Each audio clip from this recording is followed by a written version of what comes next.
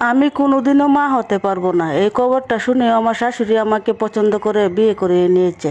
তিনি আমাকে অনেক পছন্দ করেছে এবং আমার স্বামীও আমাকে অনেক পছন্দ করে বিয়ে করে নিয়ে গেছে। যাই হোক, আমি যখন বিয়ের আগে আমি অসুস্থ হয়ে পড়ছিলাম একদিন। তারপর আমি ডাক্তার দেখাতে ঢাকার একটা হসপিটালে যাই। তখন আমাকে চেক আপ করানো হয়। চেক আপ করানোর পরে ডাক্তার আমাকে বলতেছে সব দিকেই ভালো, কিন্তু আপনার একটা দুঃসংবাদ আছে। তারপর আমি বললাম, ডক্টর আপনি বলেন, কোনো প্রবলেম নেই।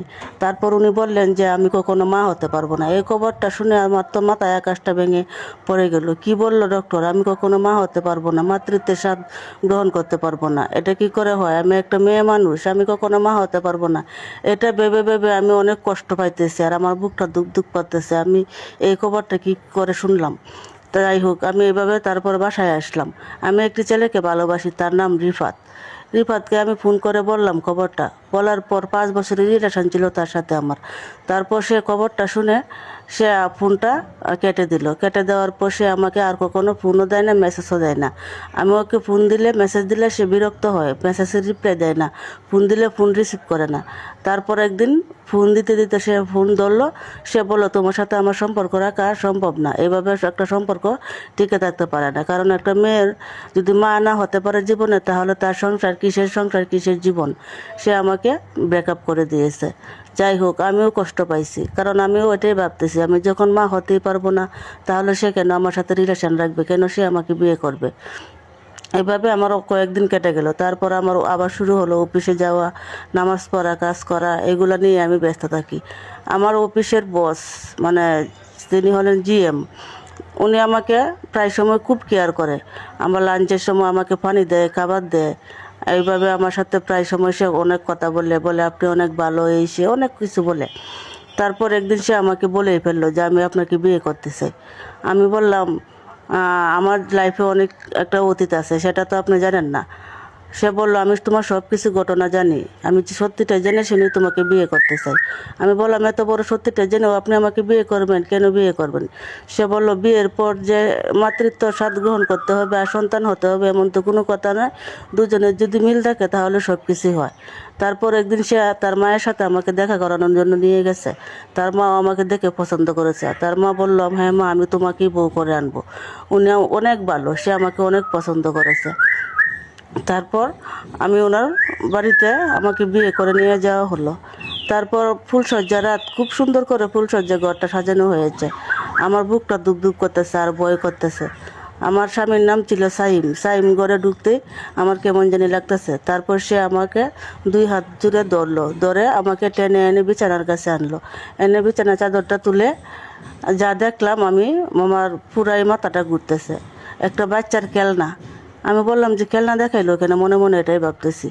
তারপর একটা বাচ্চা এখানে শুয়ে আছে। তারপর আমি বললাম যে বাচ্চা 6-7 বছরের একটা বাচ্চা, ওকে। তারপর আমার স্বামী কিছু বলতেছে না। আমার শাশুড়ি ঘর থেকে দূরে চলে আসলো। আসার পর আমার শাশুড়ি বলতেছে, এটা তোমার স্বামীর সন্তান, আগের বউয়ের সন্তান, আমরা তোমাকে বলি নাই। আমি বললাম, এত বড় সত্যিটা আপনারা কেন লুকিয়ে রেখেছেন? তারপরও আমার শাশুড়ি বলতেছে, ওর একটা রোগ আছে, বিরল রোগ। ওই রোগের জন্য অনেক মেয়ে ওর জীবনে এসেছিল, কিন্তু কোনো মেয়ে ওর জীবনে টিকে থাকে নাই, মানে বিয়ে করবে না, রাজি হয় নাই। এই বাচ্চাটা রোগের জন্য বাচ্চাকে পালবে না। আর এই জন্য ওই সত্যিটা লুকিয়ে রেখেছি, তোমাকে বললে তুমি যদি আমার ছেলের কাছ থেকে চলে যাও। তারপর আমার স্বামী বলতেছে, সাইম বলতেছে যে তুমি যদি আমার জীবন থেকে চলে যাও, এই জন্য আমি সত্যিটা বলি নাই। আমি বললাম, ও তাহলে কি সন্তানের জন্য আমাকে বিয়ে করে এনেছেন? তারপর সাইম 2 হাত হাঁটু গেড়ে বসে পড়লো, বললো, মাফ করে দাও আমাকে। আমি প্রথম এটাই ভেবেছিলাম, কিন্তু পরে আমি তোমাকে ভালোবেসে ফেলেছি, প্রচণ্ড ভালোবাসি তোমাকে। তোমাকে আমি ভালোবেসে বিয়ে করেছি। তারপর ওই ছেলেটা বলতেছে, মা তুমি আমাকে ছেড়ে চলে যাবে না তো? তারপর আমি ওই ছেলেটার কথাটা শুনে আর ঠিক থাকতে পারলাম না। আমি ওর কাছে গেলাম, গিয়ে ওকে ধরলাম, ধরে বললাম, না আমি আর কখনো তোমাকে ছেড়ে চলে যাব না। আর একটা সত্যি কথা শুনে খুশি হলাম যে ওর মা মারা গিয়েছিল। ওকে যখন জন্ম দিয়েছিল তখন ওর মা মারা গিয়েছিল। যাই হোক, তাহলে তো আমার জীবনে আর কোনো ভেজাল নেই। আর এরকমটা তো হতেই পারে। তারপর ওকে আমি অনেক আদর করলাম, অনেক অনেক লালন পালন করতেছি, ভরণ পোষণ সব কিছু আমি দেখাশোনা করতেছি। কিন্তু 2 বছর পরে ওই ছেলেটা মারা গেল, আমার বুকের উপর শুয়ে এসে মারা গেল। আমার এত কষ্ট লাগতেছে যে আমার বলার বাহিরে। সে তো আমার সন্তানের মতো ছিল, আমি কখনো মা হতে পারবো না, ওকে দিয়েই তো আমার মায়ের তৃপ্তি মিটালাম, মা হবার তৃপ্তিটা মিটালাম। আজ 8 বছর হলো আমার সন্তান আমার কাছে নাই, মানে আমার স্বামীর সন্তান, আমার সতীনের সন্তান, সে আমার নিজের সন্তানের মতোই ছিল। অনেক কষ্ট লাগতেছে। তো সত্যি আসলে কি জানেন, শুধু মা হলেই জন্ম দিলেই মা হওয়া যায় না।